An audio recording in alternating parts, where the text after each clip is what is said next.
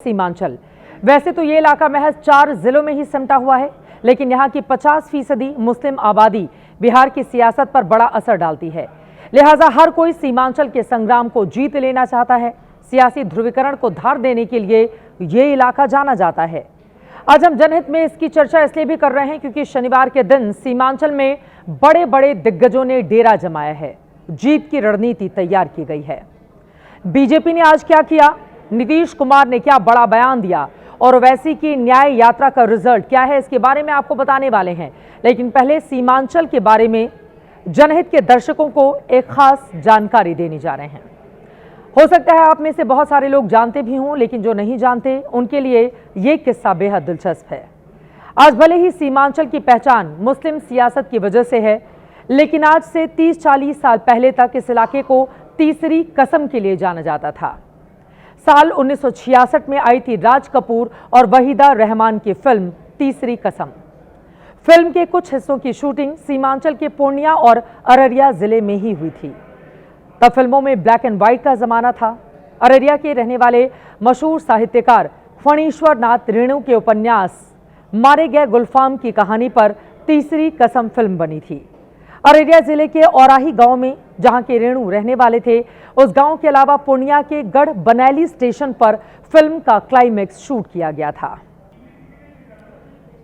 तीसरी कसम की कहानी के जरिए हम सिर्फ अपने दर्शकों को अतीत के सीमांचल और आज के सीमांचल के बारे में बता रहे हैं। अब आते हैं शुद्ध सियासी खबर पर। आज सीमांचल सियासत का केंद्र बिंदु बना रहा क्योंकि गृह मंत्री अमित शाह ने अररिया में मीटिंग करके कार्यकर्ताओं को जीत का मंत्र दिया, चुनाव की रणनीति बनाई, किसको टिकट देना है, किसका टिकट काटना है, इस पर विस्तार से फीडबैक लिया। इसके अलावा सीएम नीतीश कुमार भी आज सीमांचल के कटिहार में थे। यहां उन्होंने विकास की कई योजनाओं का शुभारंभ किया और ओवैसी के बारे में तो हम लगातार आपको अपडेट दे ही रहे हैं। 4 दिनों की उनकी सीमांचल न्याय यात्रा आज खत्म हो गई। इस दौरान उन्होंने छोटी छोटी 2 दर्जन से ज्यादा सभाएं की और अपनी पार्टी के पक्ष में माहौल बनाने की खूब कोशिश की। सीमांचल की मुस्लिम आबादी ही इस इलाके की सियासत में ओवैसी को ताकतवर बनाती है। न्याय यात्रा के दौरान जिस तरह से उनकी सभाओं में भीड़ जुटी, वो वाकई में महागठबंधन की परेशानी का कारण बन सकती है। ओवैसी ने सोशल मीडिया एक्स पर 30 सेकेंड की एक रील पोस्ट की है। इसके जरिए वो सीमांचल में अपनी धमक दिखाने की कोशिश कर रहे हैं। देखिए। याद रखो, मेरे आने से तुमको अगर पेट में दर्द हो रहा है, तुम्हारी रातों की नींद हराम हो चुकी है, तो मैं अपने मकसद में कामयाब हो रहा हूं।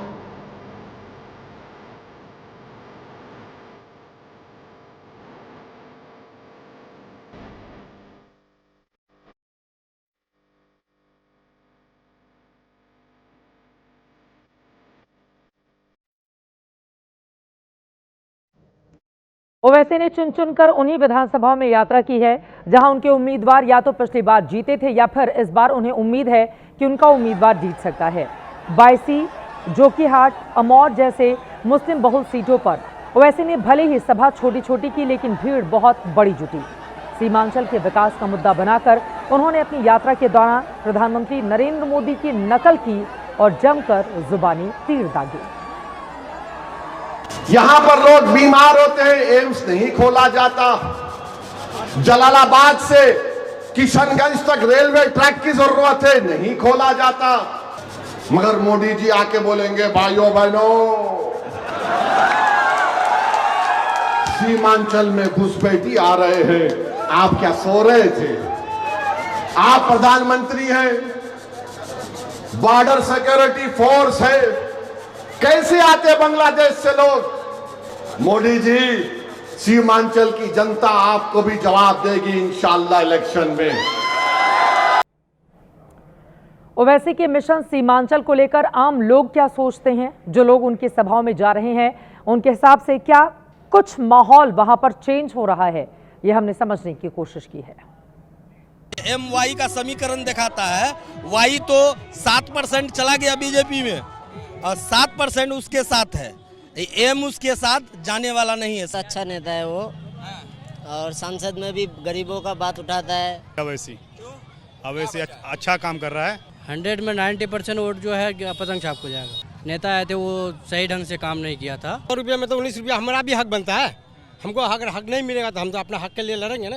4 विधायक चला गया आरजेडी में, सीधी सीधी बेईमानी हो गई हम लोगों के साथ। इस बार हम लोग मेहनत कर रहे हैं कि कम से कम 20 विधायक ले आएंगे। उसको कान बहरा है, ठीक है। मुसलमान को जो नहीं दे रहा लीडरशिप, वही लीडरशिप लेने के लिए हम लोग इतना संघर्ष कर रहे हैं। सीमांचल के कटिहार में ओवैसी ने यात्रा के आखिरी दिन लंबा रोड शो किया और आज मुख्यमंत्री नीतीश कुमार भी कटिहार में ही थे। सीएम ने कटिहार में 406 करोड़ की योजनाओं का उद्घाटन और शिलान्यास किया। इन दिनों बिना किसी शोर शराबे के सीएम नीतीश बिहार के अलग अलग जिलों का दौरा कर रहे हैं। चुनाव के ऐलान से पहले पिछले 6 दिनों में 9 जिलों का दौरा कर चुके हैं। करोड़ों की विकास की सौगात भी देकर आ गए। इसी कड़ी में कल जब दरभंगा गए तो सभा में कई महिलाओं की चेन चोरी हो गई। परसों वो खगड़िया में थे, वहां उन्होंने लालू यादव पर जो बयान दिया वो आज बड़ा मुद्दा बन गया। और इससे पहले सासाराम पहुंचे जहां जेडीयू के 2 गुटों में भिड़ंत हो गई थी। चारों तस्वीरें इस वक्त आपकी टीवी स्क्रीन पर हैं। खगड़िया में जब नीतीश परसों मंच से बोल रहे थे तो उन्होंने लालू यादव के लिए विवादित शब्द का इस्तेमाल कर दिया। नीतीश कुमार का वो बयान सुनिए।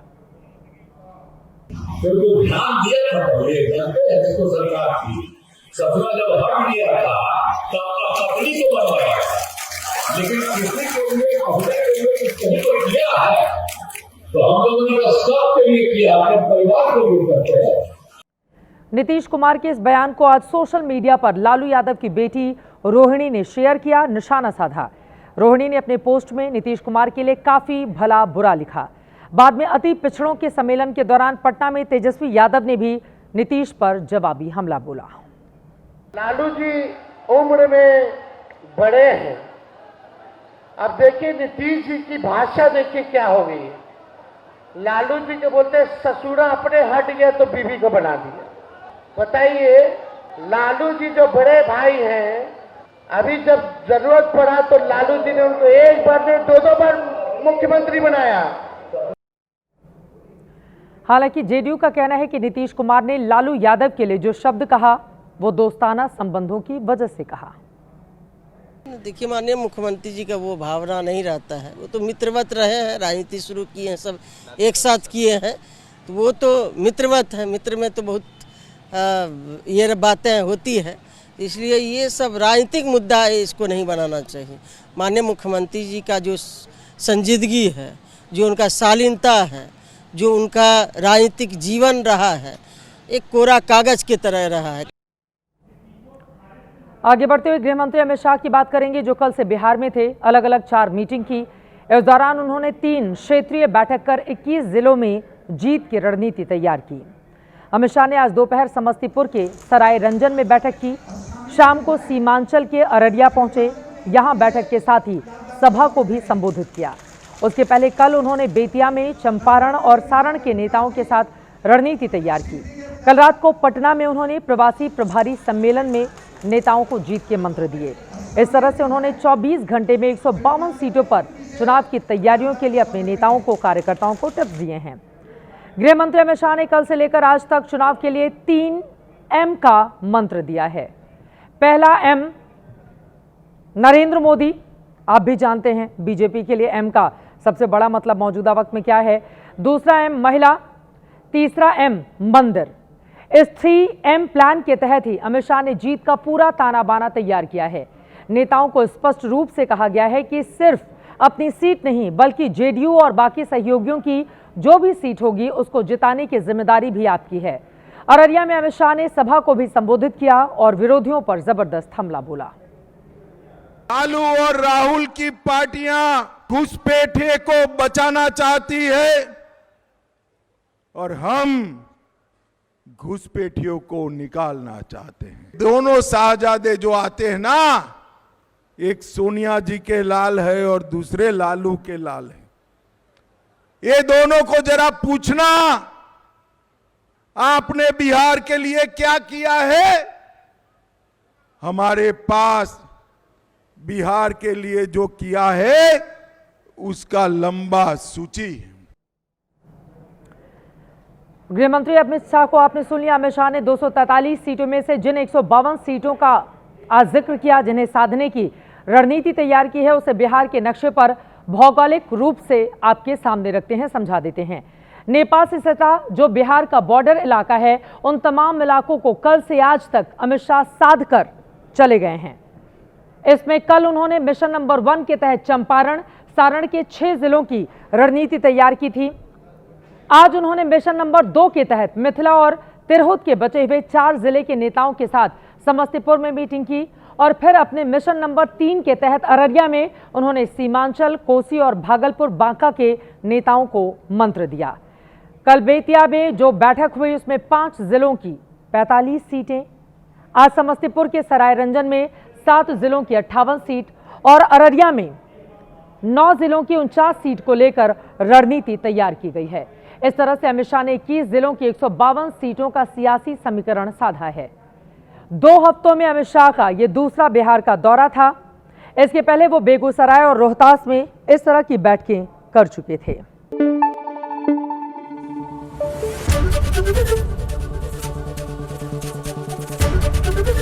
एबीपी न्यूज आपको रखे आगे।